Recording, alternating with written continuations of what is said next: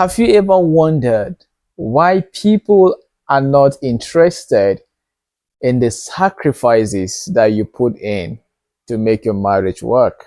Have you ever wondered why most of these sacrifices that you put in are never a motivation to people who look up to you or who look onto you?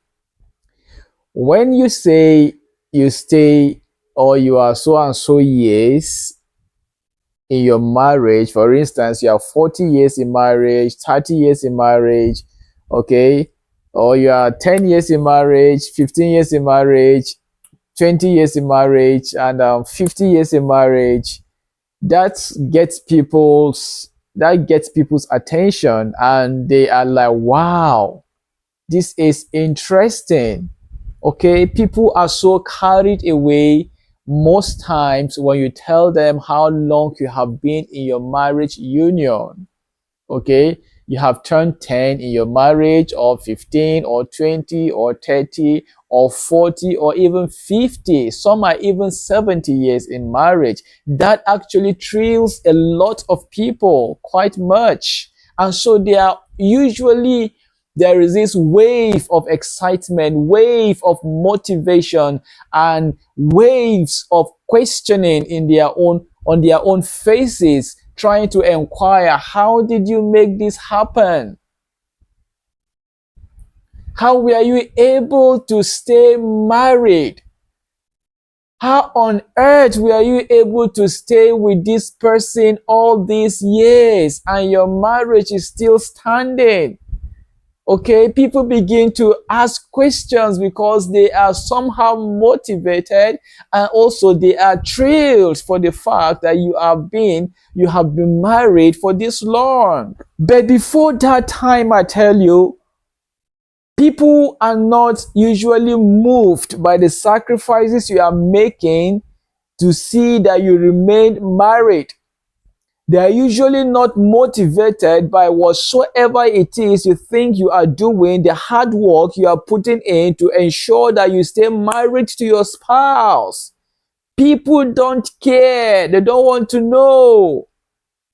What most times people are interested in is the result of all those sacrifices, the result of all those hard work that you have put in, that culminated to the longevity that you have in your marriage. They are culminated to your ability to stay married for a period of time, for this long that you have been in marriage. So what thrills and takes the attention of people most times is the outcome of those sacrifices.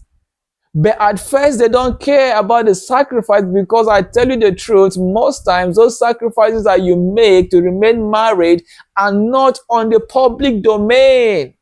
Not many people know how much you are putting in to ensure that your marriage is safe, that your marriage is peaceful, that your marriage is still well and running.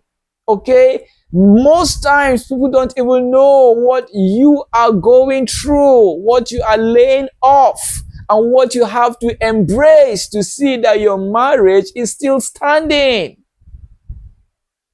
What comes to the public domain is when you are celebrating your anniversary, or when people get to hear that you have been married for so and so years. And so they begin to, wow, how did you make that happen? Maybe at that point in time that they become inquisitive about your ability to remain married, and they begin to raise questions. Maybe at that point in time, you begin to speak out, because it is only at that point in time that the sacrifices you have laid down, some of them, of course, in summary, that you have made to ensure that your marriage remains intact, you can now begin to summarize it to some of those people, tell them, and of course, you cannot tell them all. Maybe it is at that point in time that those testimonies, those sacrifices will only become useful and impactful in the lives of those who have come to celebrate the number of years that you have spent in your marriage. So the encouragement today is this: keep doing the work, keep making those sacrifices, keep embracing whatsoever that leads to peace in your marriage. Because I tell you, people will only come to celebrate the result of the sacrifices you have made to remain married. But nobody will come to celebrate you when you are making those sacrifices. That is what I want you to know. And so, whatever sacrifice you are making in your own marriage, it is for you. It is for you to live to celebrate.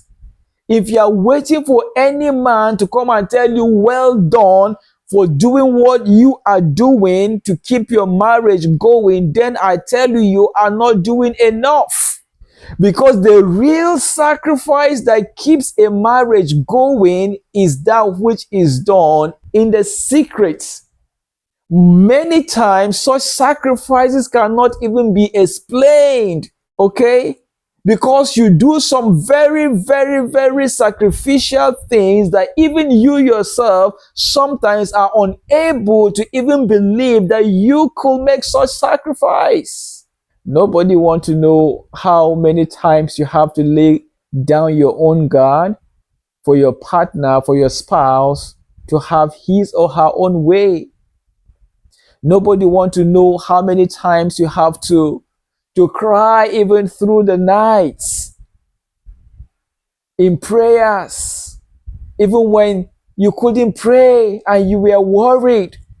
Nobody even cares or cares to know. It doesn't interest anyone. But it is only you that has the full story of what you have been able, through the grace and the strength that God provides, that you are still in that marriage. The glamour of the years you have spent is what makes people become interested or motivated.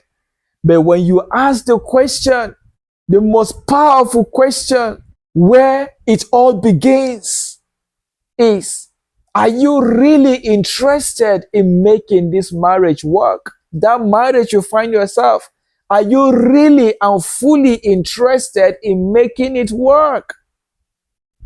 If the answer is yes, that is a good start for you. Because when you have it all sorted out at these beginning points, then you will be open up to anything possible that you know will enhance the fulfillment of this desire that you have to make your marriage work. Making a sacrifice will no longer become a problem to you. It will no longer become an issue to you. So, in a nutshell, when you see people celebrating how long they have come in their marriage, when you see people celebrating 5 years, 10 years, 11 years, 15 years, 20 years, 30 years, 40 years, 50 years, and even 70, 80, or 90 years in marriage, sometimes it thrills you a lot and you get carried away with much surprises because you couldn't just fathom how these people remain stuck up for this long. How do we are able to navigate all the ups and downs, all the hurdles, the dark times, the day times, okay? All the rough road, the hills and the valleys and everything about marriage. You begin to wonder and run through your head how these people were possibly able to stand all this long.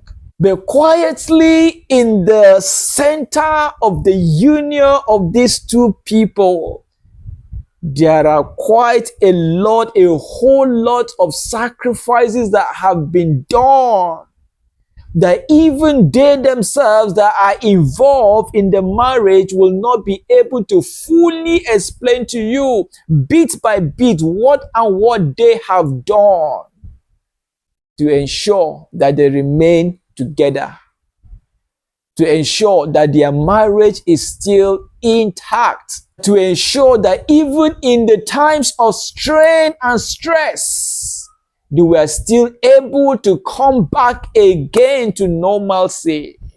Usually the sacrifices are not known. The sacrifices are not being celebrated because they are not known. And even when they are known, nobody will want to celebrate something that has to be sacrificial because it comes with pain.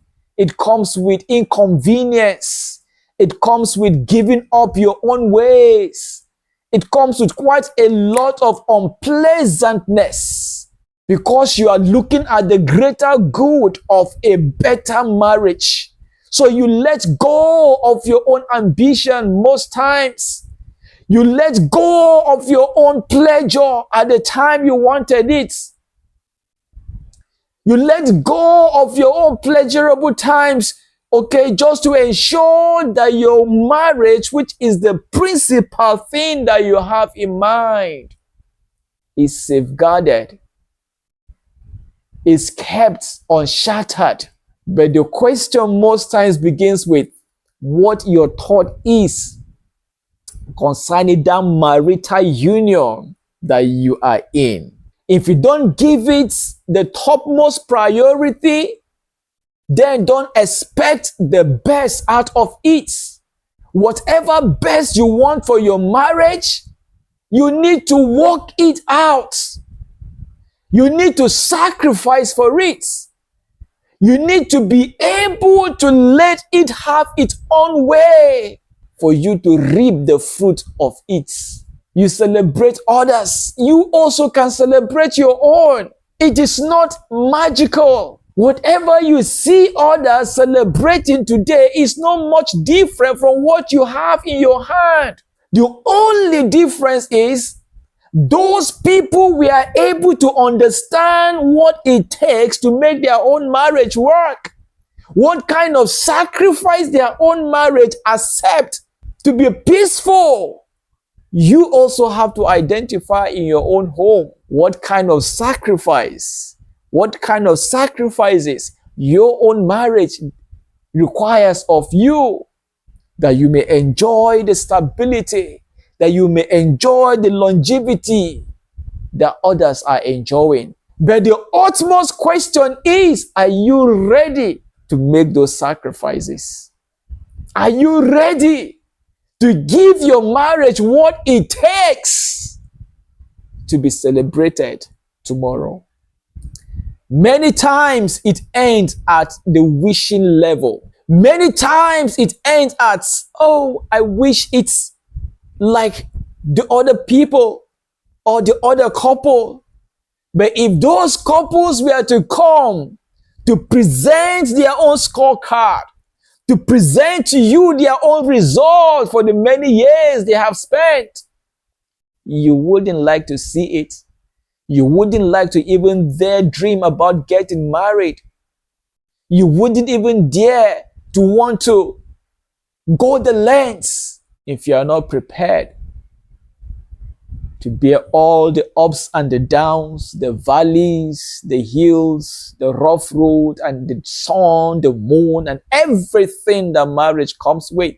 When you hear people telling you that they are having each free marriages, it is because they have from day one proposed in their own heart that whatever this marriage needs, whatever it takes to make this marriage work, become celebrated, we will give it.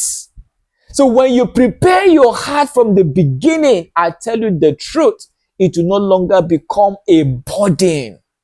It will no longer become pain in your heart to give your marriage what it takes to become celebrated tomorrow.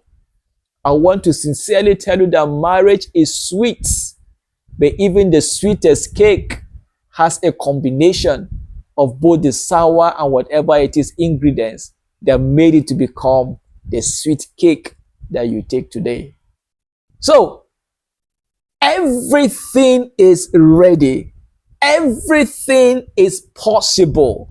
But the question is, can you make the sacrifice to attain that level of possibility of the dream marriage, the dream relationship, marital relationship that you have in your heart. It is possible. It is possible, I tell you. It is very, very possible for your marriage to celebrate the many years you can see others celebrating in their own marriage. It is very possible, but you must be ready and prepared to give your marriage what it takes in the midst of whatever situation, that you and your spouse will put your hands together and say what it takes. Okay? Your marriage desires or requires a particular sacrifice. The sacrifice that your marriage requires, or the sacrifices that your marriage requires for it to become the most joyful paradise on earth, might be different from what my own marriage requires. And the marriage of your friends, your brothers, your sisters, each marriage has what it requires of you, the two, to put down to make it work. Identify your own. It's not hard. Talk it over with your partner, with your spouse. It is not hard. And give it what it takes. With proper planning and prayer to Him that has constituted marriage from the beginning, it is He alone that can help you stay together. When you look up unto Him, nothing can ever be an impossibility in enjoying the kind of marriage that you desire. So God bless you. Okay? I wouldn't want to go into full story of what you need to do in terms of sacrifice, but of course you know it. Sometimes it can affect your personal ambition. Sometimes it can affect whatsoever it is that you consider pleasurable or of importance to you as an individual. It can cost you that. But seek out what your own marriage desires of you. What sacrifice does your marriage desire of you? If really you desire to stay together with your spouse, if really you got married for the reason of remaining married, then seek out what sacrifice you need to do, what you need to do to ensure that your marriage remains together. When I say sacrifice, I am not talking about any rituals, okay? I'm talking about what attitude you need to put in place, what ambition you need to let go or you need to embrace.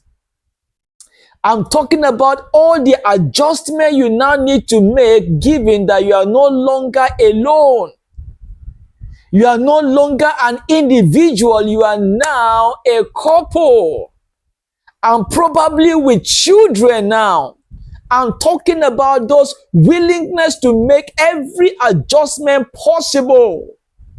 Because it is not about you alone any longer. It is not about you. It is about your family, us. That is the language, not me, us. Those are some of the things. You might be liking much sleep before you got married, but now that you are married, don't expect to continue to have those pleasurable sleeps anymore. There might be some things you love eating before you got married. Be ready for adjustments. There could be some ways you like your food served. Be ready for adjustments. Probably what you enjoyed in your own home at your father's house before you got married, don't expect the same in your home anymore. You could even get it better, or you could get it less, or probably you might even get the same level, but be open to adjustments. Those are the sacrifices you have to start looking up to. It could also be a location that you need to sacrifice for your marriage to work. Where are you? And where will you want to be? Okay, all of these are things you need to sacrifice for the sake of your marriage. Your marriage must come first if you really want it to work. Okay, because that is the only way to make it work. Okay, so do not allow anything that is so personal to you, don't hold it so there that it begins to threaten your marriage. If the marriage is of any importance to you, then be ready to make that sacrifice. So when you hear people saying we are celebrating so and so number of years in marriage, it is not all bed of roses. Even the rose has thorns in it. Go and ask about those thorns. Sometimes they can pierce and bleed.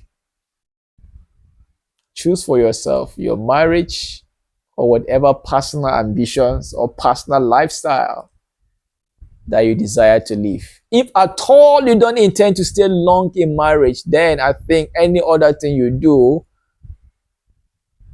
I don't think it's something that anyone will want to support, because that will only be for your own personal ambition, and that is selfish.